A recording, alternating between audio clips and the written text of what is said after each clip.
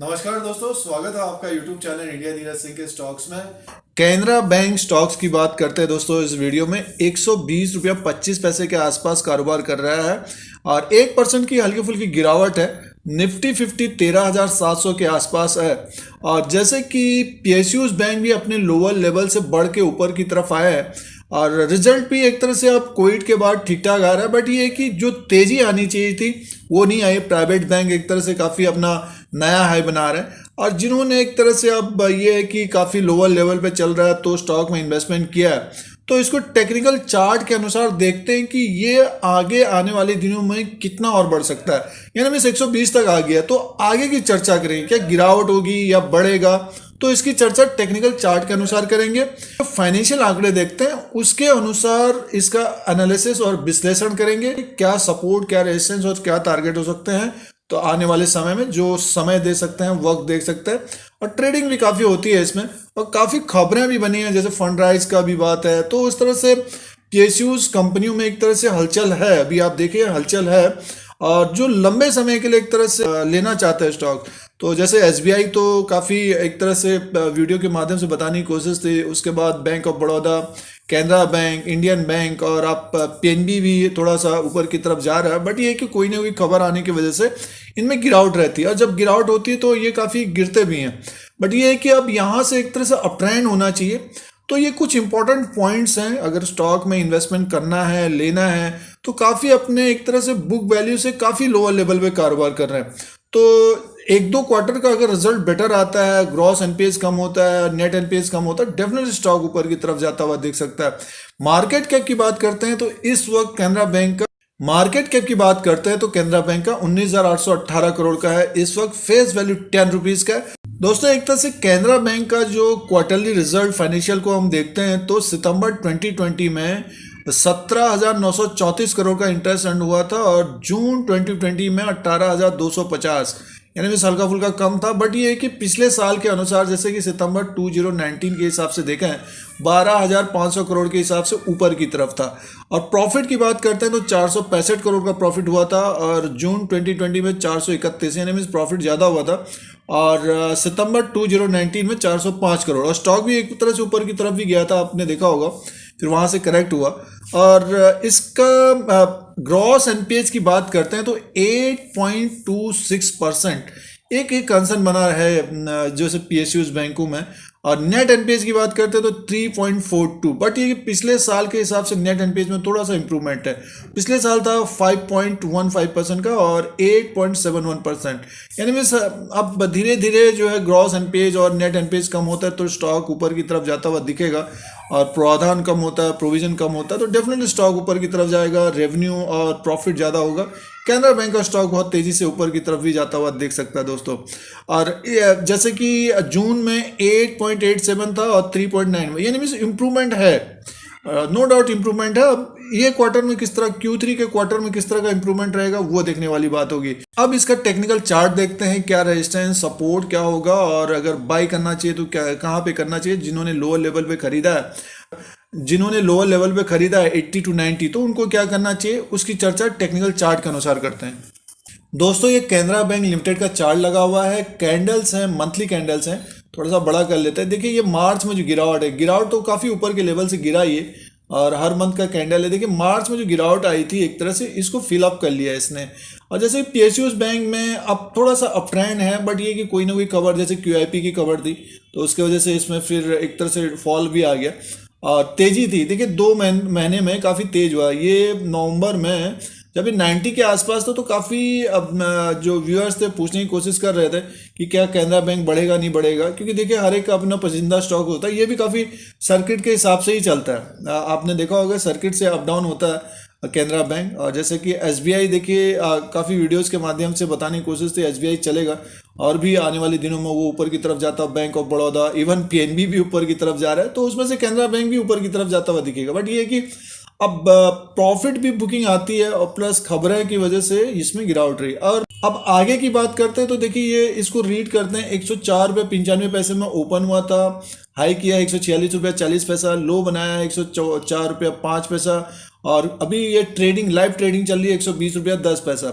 तो देखिए एक तरह से इसका जो स्टॉप लॉस होगा 104 रुपया 105 रुपये के आसपास होगा। उससे पहले अगर कोई डे ट्रेडिंग कर रहा है तो लगभग मान के चलिए कि 2-3% का नीचे का लगभग 113 से 110 का होना चाहिए। बट ये है कि जिन्होंने पोजीशन ली है 80 रुपीज़ 90 रुपीज़ 100 रुपीज़ में, तो उनको एक तरह से जो टारगेट होगा आगे का लगभग 146 से 150 तक का एक टारगेट होना चाहिए। और अगर ये इसके ऊपर क्लोज होता है तो दोस्तों डेफिनेटली फिर ये ऊपर की तरफ लगभग 170 तक जाता हुआ दिख सकता है। हो सकता है ये मार्च 2021 तक जो है ये यहाँ तक जाता हुआ दिखे। तो कहने का मीन्स ये है कि अभी 2 मंथ में ये अप ट्रेंड में है टेक्निकल के अनुसार। बट ये है कि अगर हम मंथली के हिसाब से देखें अभी भी ये बेरिश है और ये 170 से ऊपर क्लोज होता है तो फिर एक इसमें एक ब्लिसनेस आ जाएगी, यानी से एक तेजी आएगी और इस कैंडल को फिलअप करता हुआ दिखेगा। फिलहाल हमारा टारगेट, किसी ने अगर पोजीशन ली है जैसे एसबीआई किसी ने नहीं लिया है, अपना पसंदीदा स्टॉक होता है, अगर कैनरा बैंक में किसी की भी पोजीशन है तो लगभग 146 का टारगेट होना चाहिए जिनके पास समय है। और अब इसका डेली के हिसाब से भी कैंडल देख लेते हैं एक तरह से। उसमें देखिए किस तरह का, देखिए ये देखिए अब सारे ग्रीन कैंडल बने पर डे और एक बड़ी गिरावट आई न्यूज़ की वजह से और वहाँ से फिर गिरता हुआ नीचे की तरफ आया और इसमें 2-3 दिन का रेड कैंडल है। और जैसे कि आज भी लगभग देखिए ओपन हुआ है 117 रुपये 85 पैसा, हाई बनाया 121 रुपये 35 पैसा और लो है 115 रुपये 20 पैसा और अभी चल रहा है 120 रुपये में। यानी जो डे ट्रेडिंग कर रहे हैं 115 का स्टॉप लॉस होना चाहिए उनका, और जिन्होंने निवेश किया एक तरह से उनको बने रहना चाहिए कैनरा बैंक में। और धीरे धीरे ऊपर की तरफ जाएगा दोस्तों। अभी ये 146 तक गया है तो डेफिनेटली जो गिरावट आई ये दिख रहा है, ये जो दिख रहा है गिरावट, तो ऊपर की तरफ धीरे धीरे जाएगा। क्वार्टरली रिजल्ट अच्छा आते हैं, ग्रॉस एनपीएस कम होते हैं एंड नेट एनपीएस कम होते हैं तो डेफिनेटली ऊपर की तरफ जाएगा। बट ये मार्केट में गिरावट होती है तो सबसे ज़्यादा गिरावट जो है इन बैंकों में होती है, तो इनकी पिटाई काफ़ी हो जाती है। थोड़ा तो ये कॉशियस है, इसीलिए अपने अनुसार अपने रिस्क के अनुसार जिस किसी का भी पसंदीदा स्टॉक्स है कैनरा बैंक तो उसी के अनुसार इन्वेस्टमेंट करना चाहिए। तो इसका जो ऊपर का टारगेट तो सबसे पहले 146 का रखिए और उसके ऊपर क्लोज होता है तो एक तेजी आ सकती है, फिर 170 के ऊपर क्लोज होता है और तेजी आएगी। बट ये समय लगाएगा दोस्तों, अभी लोअर लेवल से बढ़ रहा है धीरे धीरे और 1-2 क्वार्टर का रिजल्ट बेटर आएगा तो डेफिनेटली ये स्टॉक ऊपर की तरफ जाएगा। एसबीआई का 300 क्रॉस करता है, देखिए ये भी 150 के आसपास तक पहुंच जाएगा। तो इसमें अब आरएसआई का इंडिकेटर भी लगा लेते हैं, उससे देख लेते हैं क्या वो शो कर रहा है। काफ़ी लोग मीन्स बहुत सारे जो टेक्निकल को थोड़ा सा समझते हैं उसको भी लगा लेते हैं। ये देखिए अब आरएसआई में भी एक तरह से जो पिछले 2 महीने में तेजी आई है, क्योंकि देखिए मार्केट में अगर एक महीने में 5 से 10% किसी को मिलता है तो प्रॉफिट बुक कर लेते हैं। अभी तो ऐसा चल रहा है कि 20-20% बढ़ जा रहे हैं तो ये ऐसे मौके कम आते हैं तो ये प्रॉफिट बुकिंग आई है। देखिए 85 चला गया था डेली के हिसाब से, आरएसआई 85 की है तो वहाँ से एक तरह से प्रॉफिट बुकिंग कहिए या फिर गिरा जो क्यूआईपी का रेट था वो नीचे की तरफ था तो इसके वजह से भी कह सकते हैं। बट ये है कि अगर उस तरह से भी देखेंगे तो आप लोअर लेवल पे आ रहा है ये, अभी इसी के आसपास अगर सेटल होता है ये तो फिर ऊपर की तरफ जाता हुआ दिख सकता है। तो डेफिनेटली इसका 145 का एक टारगेट रखिए। अब मंथली के हिसाब से इसका देख लेते हैं क्या दिखा रहा है आरएसआई।